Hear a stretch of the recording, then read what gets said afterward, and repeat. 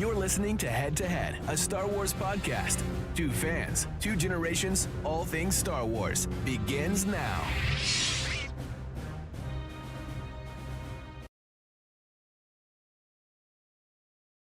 All right, there we are. I hit a series of wrong buttons. All kinds of little gremlins and tech issues tonight. Hi, everybody. I'm Eric Vansel. And I'm Darryl Sanders. And we are your hosts for the show. But, we've had some, as you can see, we got a new computer for where Darryl's room is, so it's like we're just trying to tech this stuff out, so just bear with us, but already looking better, so this is good. So yeah, it looks like tonight we're talking about the fact that they canceled the December 2026 Star Wars movie. Now the question is, I still haven't figured this out. They say that it's the Rey movie, which would make sense because obviously the Mandalorian and Grogu is the one for May. So presumably the Rey movie would be the one for December. But has that ever been, was that officially confirmed or is that still a mystery? I tried to figure it out, but I couldn't see.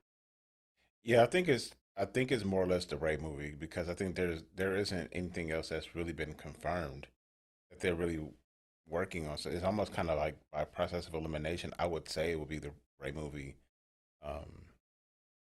Yeah. Yeah, I mean, that's what I'm thinking too. That it would almost have to be the Rey movie, just because, like you said, I mean, there's just no other movie that is in any sense of completion. But then again, there's a lot of factors that I think go into this. I think the final straw, if you will, was because they actually got different writers for this thing. Like they got rid of, or was it the writer quit?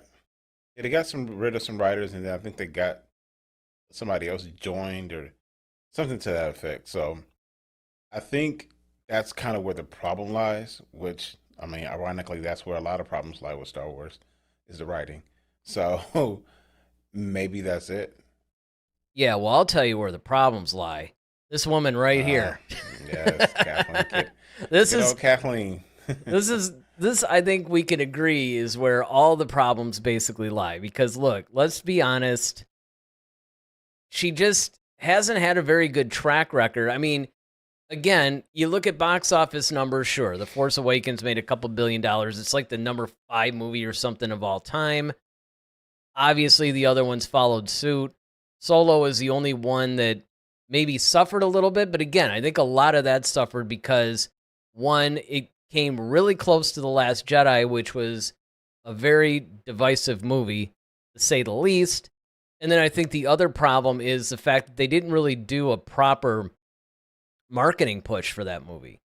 Yeah. They just sort of dropped it on everybody, actually.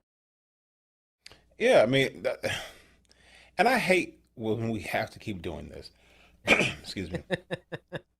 I hate the fact that we kind of have to keep coming on here and kind of like more or less kind of bashing, Kathleen Kennedy or, the franchise or whatnot, because I mean, we really do, contrary to, popular belief, we really do love this franchise. And I think this is why we keep bringing this stuff up, because it's so frustrating as a fan that they just can't seem to get it right. And I really do believe, like any corporation would tell you, things kind of start at the top. Kathleen being that person.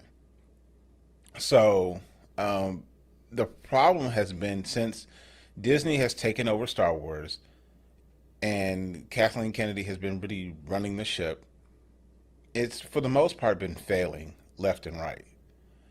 And some of it may have to do with her in the sense of